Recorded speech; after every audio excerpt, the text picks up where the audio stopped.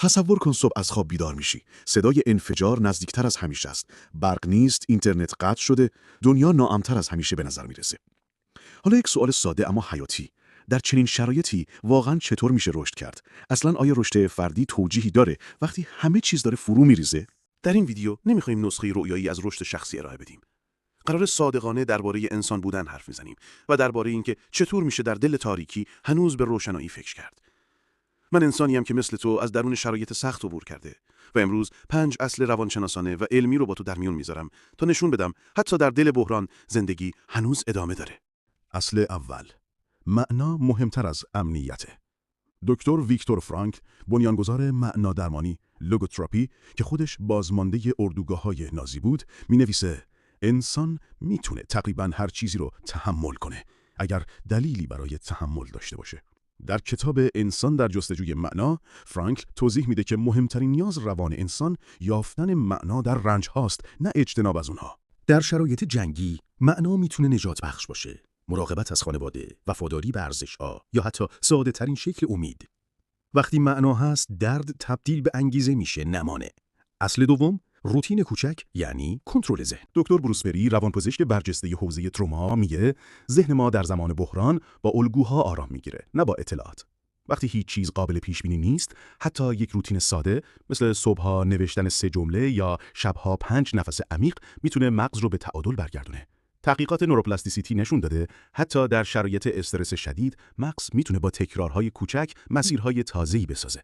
در دل بی‌نظمی، روتین مثل تناب نجاته.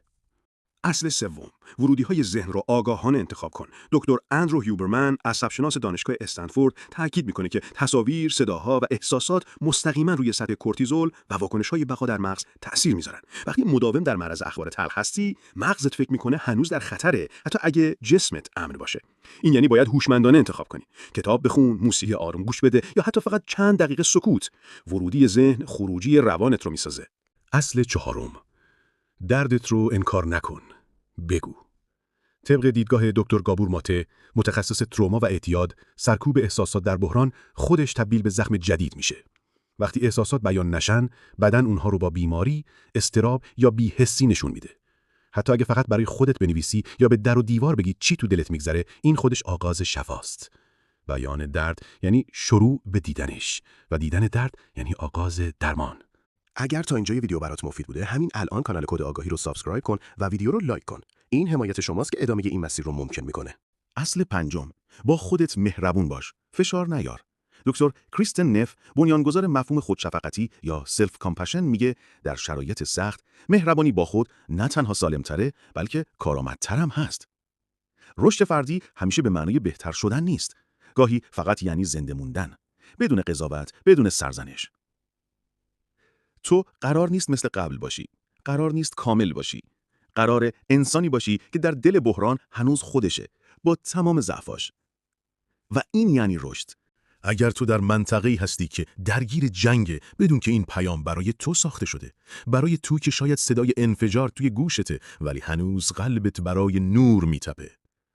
و اگر تو در جای امتری هستی، وقتش از خودت بپرسی من چطور میتونم به رشد خودم و دیگران کمک کنم. در دل جنگ هنوز میشه انسان موند و هنوز میشه رشد کرد، حتی اگه فقط 1 سانتیمتر در روز باشه. یادت باشه، معنای زندگی رو خودت میسازی، نه شرایط بیرونی. با روتین‌های کوچیک میتونی ذهن رو از فروپاشی نجات بدی. ورودی‌های ذهنت رو آگاهانه انتخاب کن. احساساتو خفه نکن، بلکه امن تخلیه‌شون کن. و لطفاً با خودت مهربون باش. حتی اگه هیچ کاری نکردی جز زنده موندن. در دل جنگ رشد ممکنه، نه با شعار، بلکه با فهم، معنا و مهربونی. خب، امیدوارم این ویدیو برات مفید بوده باشه. همین الان کانال کد آگاهی رو سابسکرایب کن و یک لایک کوچیک بزن تا این پیام به آدم‌های بیشتری برسه. تو نمیدونی، شاید همین پیام نجات بخش کسی باشه. تو تنها نیستی و تو هنوز میتونی رشد کنی.